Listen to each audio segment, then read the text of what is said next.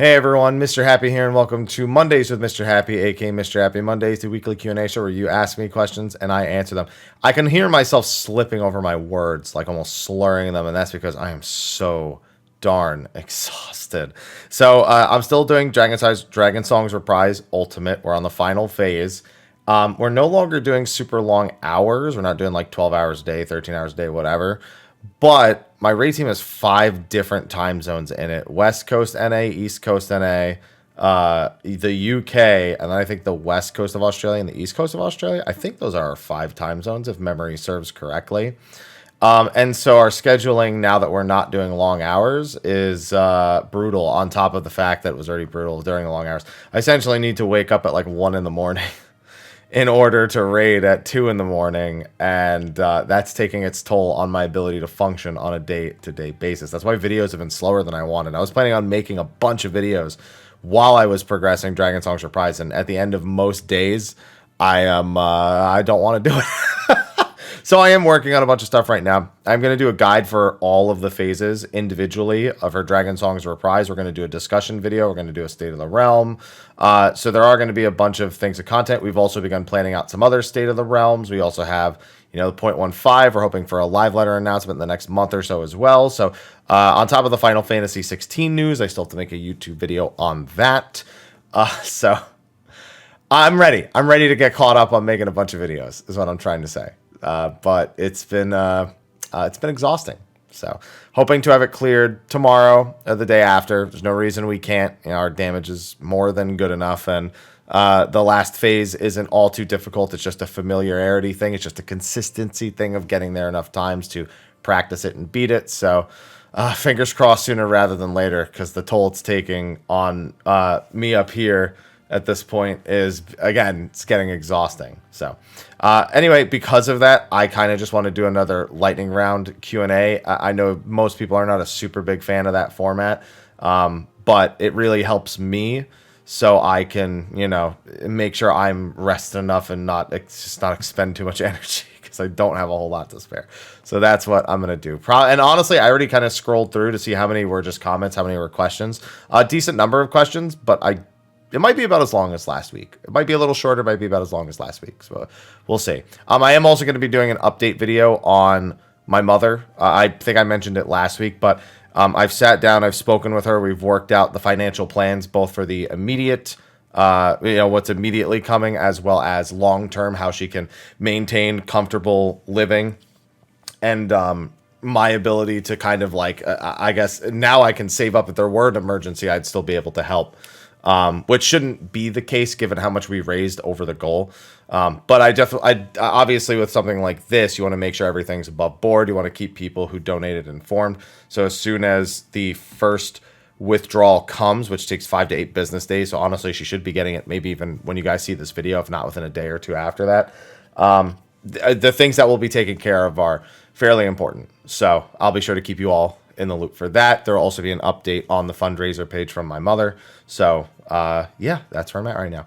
Anyway, thanks to our sponsors over on Patreon for supporting. They don't have to. All my content's available for free here on YouTube, but they choose to, and I appreciate them for that.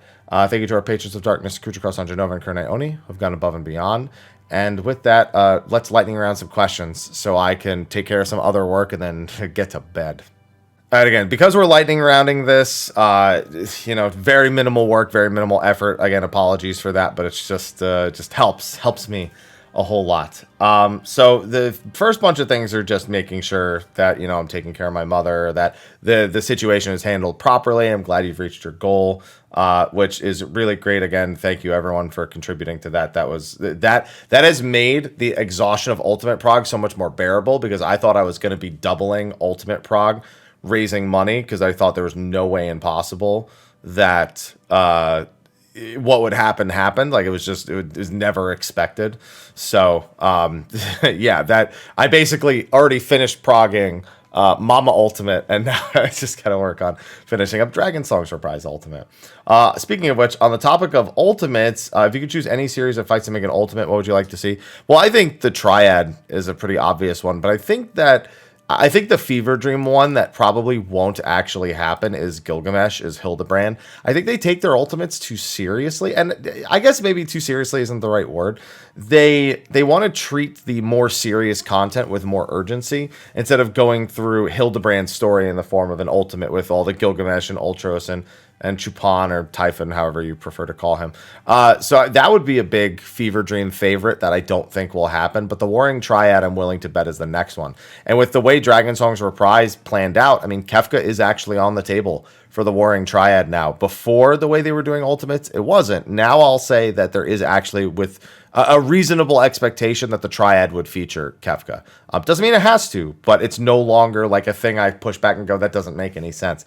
Because it doesn't have to, technically, at this point. It just has to be achievable enough for the minstrel to wind up in his head at this point. We had one where someone mentioned a macro being able to target specific people in the enemy list with a press of a button. So I think this very particularly is a PvP one that I was referring to. It is the E identifier, E1, 2, 3, 4, and 5. I do not know if that works in PvE, but I think there are some things you can do in PvE to help with that stuff. But I think a lot of the times ends up just being very careful management of focus targeting and the actual targeting options that you have. I need someone to correct me on the E1, 2, 3, 4, and 5 thing as a target, as a marking indicator, or as a target indicator for certain abilities. But yeah, unfortunately, I haven't used them myself, so I can't speak more knowledgeably about it. So that's going to need correction from other people who have used them. Or I need to, once I'm done with Dragon Song's Reprise, really look into it myself. Otherwise, I'd just be throwing bull at you, and that's not what you need. You need an answer. So we have another one here. Don't think I've ever asked a question after progging with red mates for the first time this raid tier. A question about something I never really heard mentioned. Is it intentional or a bug that something that dual cast gets eaten if you use sprint or pot? Yeah, we actually don't know. This has been a long time wonder. We have to assume it's intentional because there's no way something like that has flown under the radar for so long. The dual cast sprint thing is just it's just been there for so long. So I don't know. I'm genuinely surprised. I guess at this point I have to assume it's intentional. That just doesn't make any sense to me. So maybe we'll get an answer about that at some point. Maybe if it's brought up more directly, maybe it would get some attention that it deserves. But I don't know. I actually don't know. Then we have another one here. New plots of Ishgard keep getting the lottery results pushed back a week. Yeah, that's because of all the bugs and errors that they had. I guess you haven't been keeping up with that. They said that they weren't allowed. Although, then again, I also haven't been again, Dragon Song's Reprise has killed my sense of time. But I thought that they were halting. I thought that they were halting their sale of plots until they had everything 100% all set. And I was under the impression that was still ongoing and that they were, because they just posted another update not long ago, didn't they? Here, in fact, I can pull up the lodestone. I think there was like an update number 5 or so. Yeah, follow-up number 5. Okay, here we go. In our previous update, these steps have been completed. So reproducing the issue and fixing identified errors. Verified our fixes as of April 25th, meticulously testing various lottery conditions. The fix for the additional error we mentioned last time, which allows reallocation, restoring lottery data. We are proceeding to construct an internal server environment that simulates conditions. Upcoming schedule, plan to conduct maintenance to fix the issues on Monday, May 16th. Expect to take approximately 8 to 10 hours. Yeah, there. So Monday, May 16th, it sounds like, is when they actually will have the full fix, and that's when they would probably move on to the next. Yeah, and should make purchase of and relocation of plots, one in the lottery possible. Until this maintenance is performed, relocation and sales as plots have been suspended. Yeah, so you just haven't been keeping up with the lodestone because they've been posting updates on the lodestone for all that stuff. I just hadn't read follow-up number 5, so it was I just wasn't sure. Question about how SE adds and evolves jobs. Currently, SE seems to add a new trader ability. Well, okay, so actually, I think I already know how I'm going to answer this. Problem jobs become very bloated. Reach a critical point in design and run out of meaningful ideas. I mean, that's just going to happen. There's nothing you can do to avoid that outside of proactively reworking jobs more frequently just for the sake of doing it. But it's always going to be a point where a job reaches its kind of maximum potential within a design. And that's there's nowhere else to go. It's going to happen. It doesn't matter what steps they take or how they do it. If they want to add something exciting while also minimally pruning prior stuff, eventually you lead to a rework point. I guess my opinion isn't really super relevant, I feel, because that's kind of just how it has to be. If you want, the only other option is to not add new abilities and just keep the jobs the way they are and continue to balance them based on how they are. And that's not exciting. When a new expansion comes out, people want that new. They want something fresh and exciting, which is why sometimes when a job gets a really uninspired reveal in the job action trailer, people tend to immediately jump on that job and complain about something they don't know about yet, without fully understanding all of the design changes and choices to know if better feedback would actually lead to a better result, as opposed to being like, oh, that looks so lame in the job action trailer. But yeah, as for bloated, yeah, I think there's some jobs that they still go crazy with that I don't know why they have so many things. Astro is a big one. Definitely button bloated still to this point. Paladin even. So I don't know. Again, I don't feel like my opinion is all too meaningful because these aren't the natural steps you take to building something to for a new expansion, and then over time, just what the natural occurrence of things is going to be.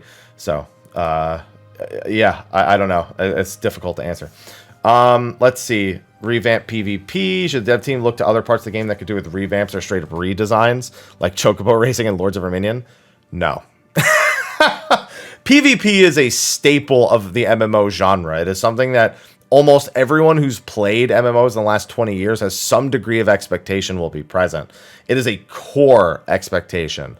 And thus, getting it right actually opens the door to a massive market of new players, or players that are currently playing, speaking more positively of the game, which then maintains interest, which then maintains subs. Chocobo Racing and Lords of Verminion, not those things. Nobody picks up an MMO to play an RTS. Nobody picks up an MMO to play a racing game. And while those things could be better and should be better, and there's no reason not to make them better, a major revamp of them is not likely to draw the same amount of attention as something like PvP. So those would have to come in smaller fragments, fix more minor issues that are with them to make them more attractive. And also by even just making some minor adjustments, sometimes people go, oh, that's cool, they fixed that. Let me check that out. I haven't done that in a while. And that kind of builds a little bit for it without doing something major.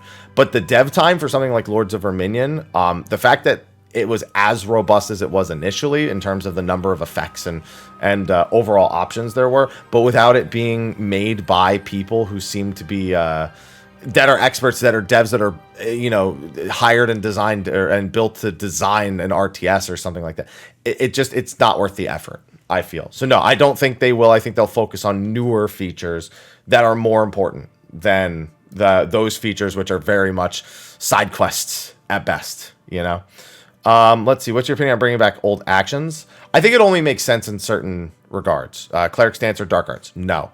No to both of those. Big time no. Now let me rephrase. With dark arts, that's actually one that's always possible. I think they've proven in more recent times that the whole press something to activate something else idea can be done, largely referring to Sage. But would it come back in the same form? Probably not. And there would probably be something else that would be sacrificed in the meantime. So as for cleric stance, the answer to that is a definite no. They do not want healers essentially locking themselves into being a DPS for however much period of time, because the expectation will be that you will spend the majority of your time in that stance and only leave it under absolute necessary conditions. Potentially the cleric stance where it just boosted your attack potency output or your attack magic potency by a small percentage. That one's possible, but not the original cleric stance. Now, if you were referring to something more like Butcher's Block coming back or Wide Volley coming back, animations and abilities that were missed, maybe repurposed just so they could come back, that's entirely feasible. But on principle, cleric stance in its original form will definitely never come back. So that one I can shut down pretty much immediately. But then again, the dark arts one, that's possible. I wouldn't write that one off just because of the way that Sage works. Then there's one here for wishing me best of luck on the dragons phase and words that I would use on my Twitch stream.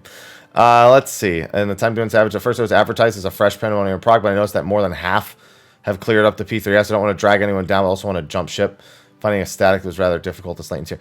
I mean, so it was advertised as fresh. I mean, so here's the thing. a static or a group that is advertised as fresh prog does not necessarily have to be made up of fresh prog people. Great example is ultimate groups that are full of people that have beaten it before, but are doing a fresh prog group. That means that they are filling people that have the same experience as one of their members or higher. More than likely, another member is doing Pandemonium for the first time. And thus, the idea of accepting somebody else who's on that same page is probably acceptable to said group. Now, I'm not going to speak for the group. I'm not going to speak for what you may know and what's not shared here. But that would be my assumption. If it's advertised as fresh Pandemonium prog, but players have some Pandemonium experience. And I know you're only saying P3S, but clearing P3S, I mean, that's significant when it comes to the overall structure of Savage as a whole. So no, I would say that's perfectly fine. I wouldn't say if they're advertising that, that's what they should go in expecting.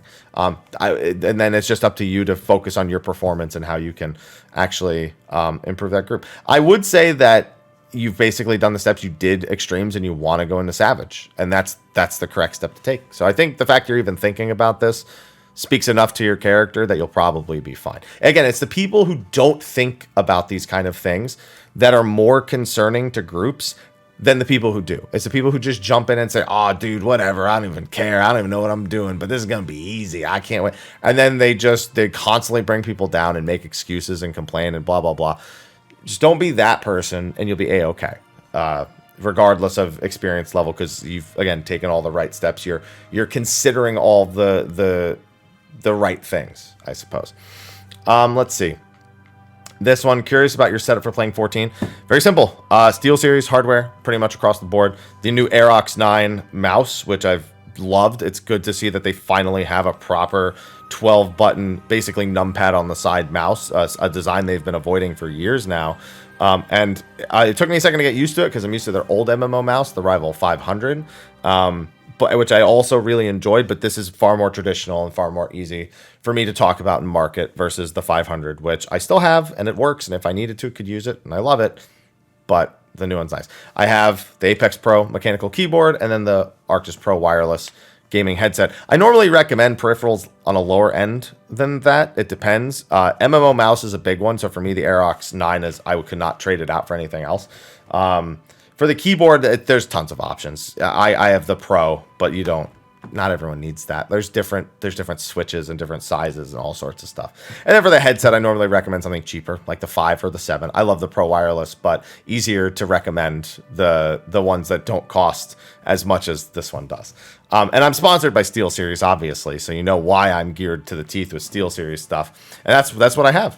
And then my PC is the one remaining thing. So if you want to try it out, check out the link in the description with the discount code. It's always there. But I don't really manage much. I sit down, I work on all my individual keybinds, and I just keep doing it until I find something that makes sense. And I just repeat it a bunch. But an MMO mouse for me is the big one. Also shift and control modifiers on my keyboard. I use shift and control along with my mouse buttons to give me even more options. So those are all really, really big ones for me. Some of the Devil May Cry related question. Man, so for those who don't know, Devil May Cry is my first video game love before Final Fantasy. Devil May Cry 1 was my favorite game growing up. And over the years, it's had some ups and downs, but still faithful. And Itsuno, the current producer, or is he the producer or the director? I think he's the director. The current director, Itsuno, we trust him, and we are trusting him to hopefully make Dragon's Dogma 2 as well. So fingers crossed. If I recall correctly, you platinum both releases. No, so I did not platinum the PC release of DMC5 because it wasn't really popular on Twitch. Like, I was doing it, but like people weren't really watching. So I did it when the first version of Devil May Cry 5 came out, the console version. On the PC version, I basically played through as Virgil, and I think I played through 1 or 2 more times, and then I was like, it's not really popping on Twitch. So I think maybe I'll finish it my own time, maybe I won't. I'm struggling to meet the style point threshold needed to S on Son of Sparta and Dante Must Die. My biggest recommendation is to not get hit. If you do not get hit, learning to get through those without getting hit versus learning how to be a fucking combo god usually helps a lot. That is what I did for Dante Must Die, especially. Well, I mean, Dante Must Die, you kind of have to, but Son of Sparta mode, there are some missions, specifically missions 18, 19, and 20, as well as mission 10, I think it is. Might be mission 12, where not getting hit is almost necessary. Otherwise, your gameplay needs to be so on point. It's very, very important that it is on point. So, but if you can't, even if you have to cheese your way through it with the hat, like a Dante mission, yeah, it's either mission 9 or 10 with Dante. That's just a royal pain to get an S rank on, other than doing a no-hit run. So, yeah, try that. That's the best thing. Royal Guard also, yes, the Royal Guard recommendation is very true. It is very easy to get an S rank if you can really, really learn to use Royal Guard super effectively as Dante. Let's see. Next one we have here. Do you think we'll ever get a better system for storing tokens? I sure hope so. I still want a better friends list, but yeah, I would like that too. So I feel you. I feel you. There's so many currencies that should just not be inventory items, but are. But, you know, maybe we'll get to them eventually. Hair liking Dragon Song's Reprise. I think it's really good. I don't think it's any... I think the storytelling aspect of it is the best, but the actual mechanics, I don't know. I think I've just done enough Final Fantasy XIV at this point where I'm kind of numb to the mechanics because they're all, I guess, super straightforward, I suppose. Like, if I've done one ultimate, I've done all of them, essentially. Or at least that's how this one feels, because this one just pulls so many things that I'm already familiar with from other ultimates and puts them together into a really, really long encounter. So, yeah, it doesn't... I'm not, like, super stressed by it or anything, which is pretty nice for proc. It does mean that some of the phases get a little more boring when you're doing hardcore hours a little more quickly, which I don't think is a... It's not really a problem. That's more of a me problem than it is a design problem. But for mid-core groups, I think once all the guides are out, like once all the videos are out, once all the resources are out, I mean, I don't see why any group that could beat a different ultimate would struggle more with this one, unless you have weak link players that you kind of carried through the other ones. This one's not super forgiving on that front. So my big thing would be, you might go through a bunch of statics, you might go through a bunch of pugs. It's all about consistency. This one is... Consistency is way more important than the ultimates prior. And that's a lot because T exists, so that's saying a lot. This one is non-stop consistency, so that is definitely the big thing. Let's see. Video how PvP evolved from 2.x onward.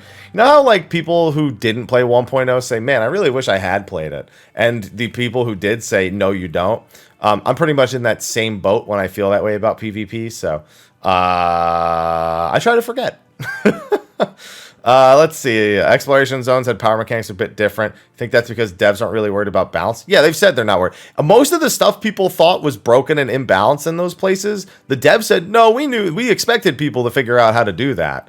So almost everything that's busted or broken in those zones is almost by design, which is really cool because that means they actually want you to feel like super... like crazy and cool and unique for figuring these things out, but they're all completely by design. I remember thinking that I was like, how did they overlook this reflect bug with like taking all your armor off and just like they can't even kill you? Do you think they intended that? And then they got asked in an interview and Yoshi's like, oh yeah, of course we know how reflect works and we know how magic works. Of course we knew people would like abuse reflect and, you know, abuse this skill and that skill. You know, we were really excited to see people figure it out. I was like, okay, I like it. I like the thinking here. That works. I have a lot of fun because of that. Thank you. So yeah, no, they know. Is there an old system or concept or content that was implemented but never fully realized? That was never fully realized. I mean, some might go back to Chocobo Racing and Lords of Verminion, which we were talking about earlier. Company airships. Yeah, I mean, maybe. I mean, I guess for me, all the content that I enjoy the most. Oh, there is one. The duty recorder, probably the biggest flub in terms of an idea that was brought into execution. For those who don't know, the duty recorder, with your permission of your 7 of the other raid members, allows you to essentially record the instance that you're going in. Now, what it does is it actually parses all of the individual actions and then recreates what it parsed and plays it back as a video. However, it's available for like 2 instances at most per patch, and it's not very intuitive to use. So I think it's a complete waste of time. I'd rather just keep doing what I do for YouTube and not mess with the system at all. But man, if they could fix that, I would listen. It would be such a good tool. I wish it was better than it was, but it's just not. It's just not, man. I wish it was. Now that Ultimate has been cleared, do you think the rest of the World First Raiders will lose morale? No, because I think... So this is a question that I feel like people get when they are not doing Ultimate. Because it's very, very common for people not doing a specific type of content to kind of almost latch on to the emotion of the people who are doing it. So how would I describe this? Okay, I guess I'll use a Savage tier. Same thing. Like when you beat a Savage tier, or when you're trying to race to be the first one to beat a Savage tier, and somebody else beats you to it, you don't just throw in the towel and say, well, I guess we're not doing it. You get it done because you could still be second, you could still be third, you could still be fifth. And you know what? You could still prove you can beat it above all else. Which, at the end of the day, you really want to be able to do. You got into the content to beat the content. You wanted to beat it as quick as possible. So, no, I don't think so.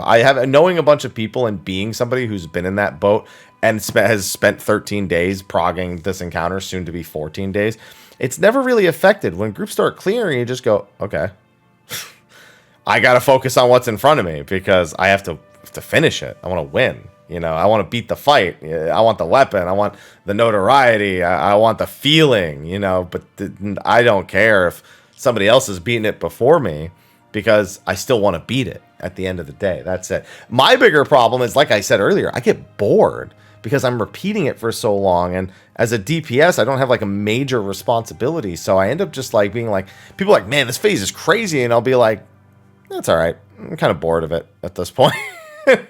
Looks really cool, but I've gone through the motions enough times. So we'll see how I end up feeling about Dragon Song after I've kind of taken a cooling period above all else. The next one here, what's it called? The next expansion on the Far Horizon. You know, as far as you think. I mean, a couple of years is time, but it's not a lot of time. You ever think they'll add the ability to condense combos in PvE? I think that if they do, they'll do it as they've done it so far. They've showed with some abilities they are willing to go that route. But in PvE, their general rule of thumb is that PvE is relatively static. There's some variance in who gets targeted or what pattern plays out.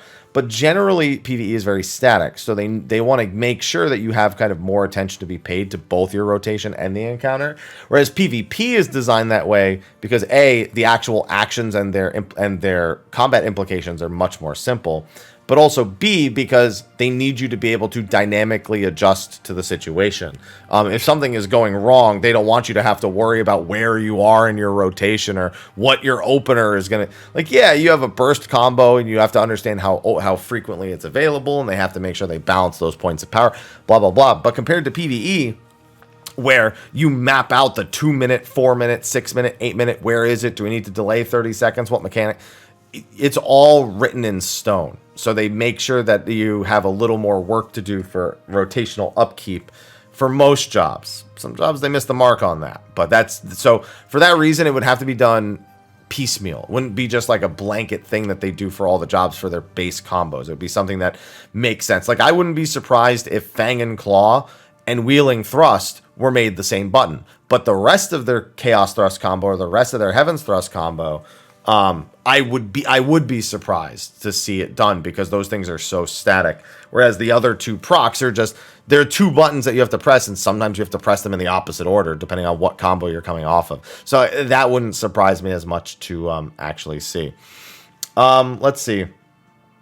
Then there's a question about the Void questline. How is the kid not affected by the Void? I'm pretty sure they covered that in the actual Shadowbringers role quest. If they didn't handle it in the role quest, they might have handled it in the Void quest that followed, but I actually don't remember, so I'd have to go back and look at it.